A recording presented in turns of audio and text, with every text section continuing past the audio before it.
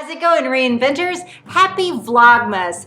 This is the days leading up to December 25th. And in this video series, I'm going to be bringing you 25 things to do after you retire. I'm Amelia. This is Reinventing You. This channel is all about inspiring you so that you can reinvent your life. I want you to live a life of joy, fulfillment, and purpose. How's it going, reinventors? Post-production Amelia again, and today is the December the 16th, I think is when I'm posting this, and I just wanted to let you know, don't forget to check and look in the comments to find a timestamp if you want to skip the intros. But remember, sometimes I might slip a little extra like this in the intro. And now back to the video. I'm glad that you are here. I retired early from the ministry after 20 years, but it doesn't matter what age you retire. You are probably looking for what are you going to spend your time doing after you have retired, and I want to help you out through my own experience. If you are interested, please subscribe to this channel and don't forget to click on the bell. That way you'll be notified when I post new videos.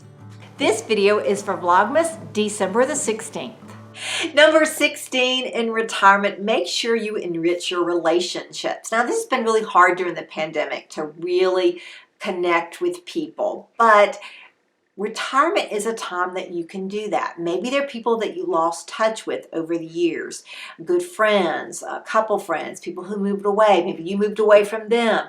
This is the time to reconnect with those people, and maybe not every connection is going to work, but maybe enrich some of the relationships you have. It might be members of your family. It might be your close family members, maybe your spouse. You and your spouse have worked really hard in your careers, but you've been, apart a lot more than you've been together. Now is the time to enrich your relationships together. Do things together that you enjoy. Do things together that help your marriage. I talked earlier, and I'll talk again about this video I have about finding a therapist. Maybe a marriage therapist might be helpful, especially if you're both transitioning into retirement.